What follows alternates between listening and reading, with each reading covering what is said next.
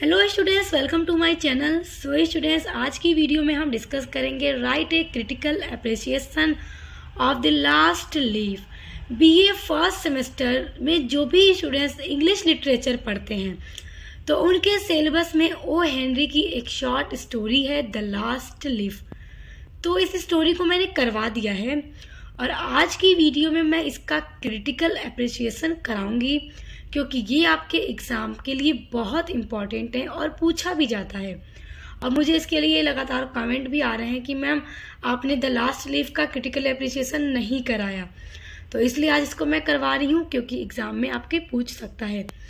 और स्टूडेंट्स, जो आपका सिलेबस है फर्स्ट सेमेस्टर का इंग्लिश लिटरेचर का, उसको हमने डिस्कस किया हुआ है और आपकी सभी यूनिट्स को पूरा मैंने कंप्लीट करवा दिया है। तो आपकी कोई यूनिट्स अब बची हुई नहीं है।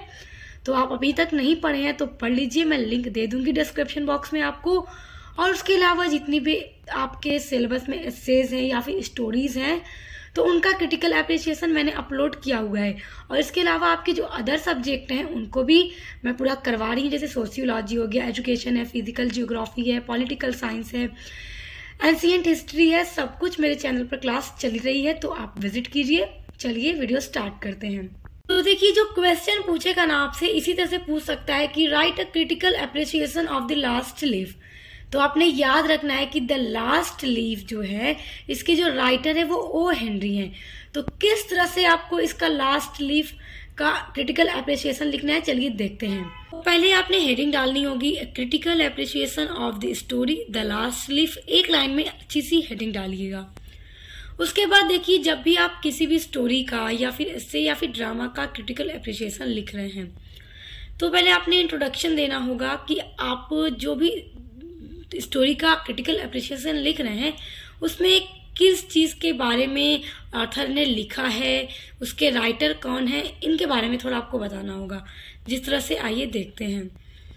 The story the Last Leaf, ये जो स्टोरी द लास्ट लीफ है रिटन बाय ओ हेनरी, जिसको लिखा गया है ओ हेनरी के द्वारा। This story is a master piece narrative of O Henry. यह जो स्टोरी है एक मास्टर पीस है।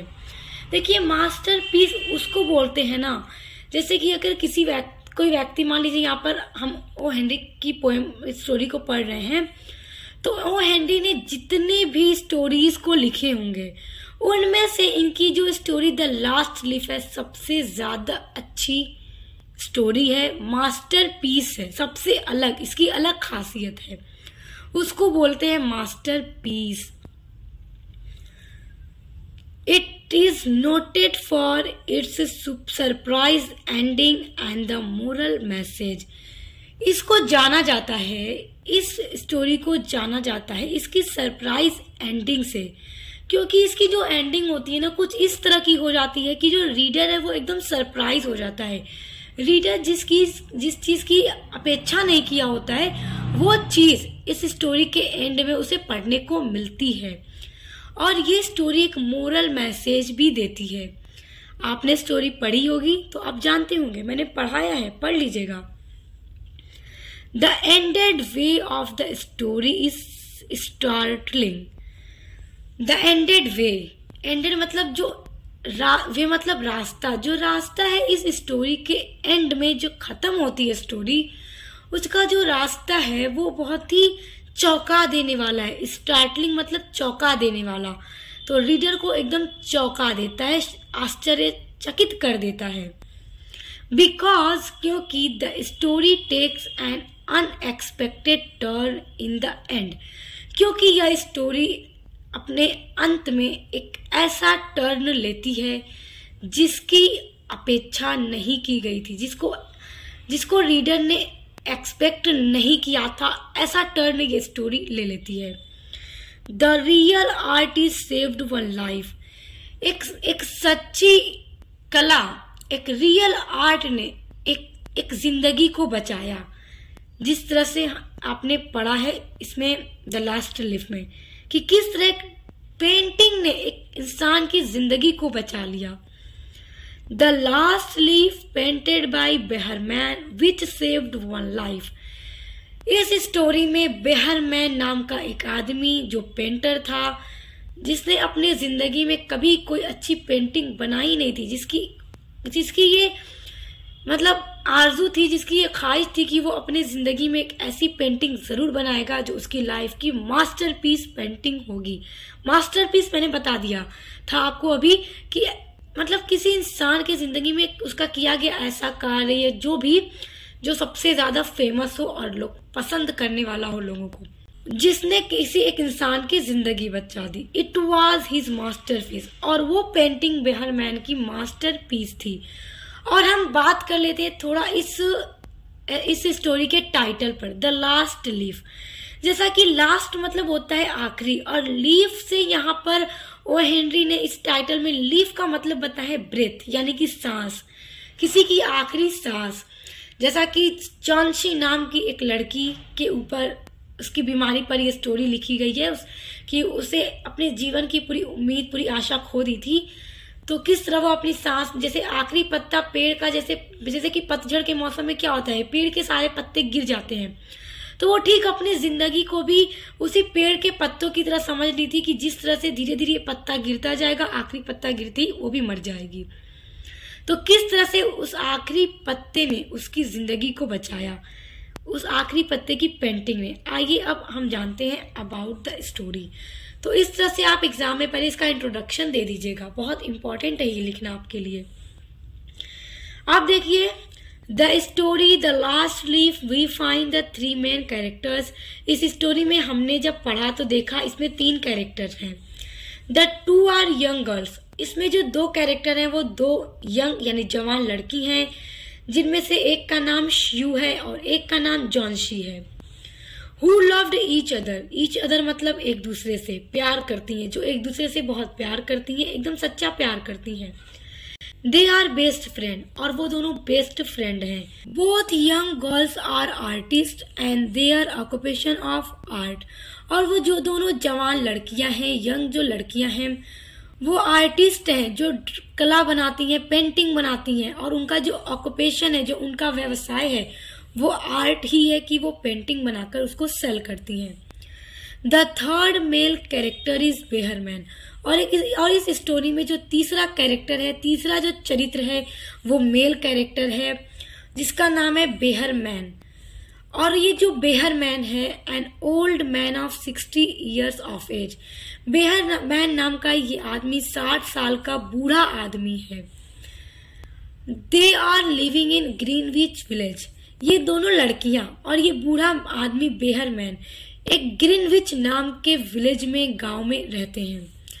श्यू and Johnsy are living at the top floor.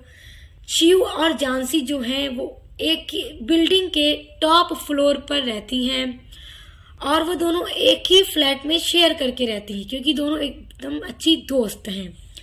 And Behrman is living at the ground floor of the 3-storied building।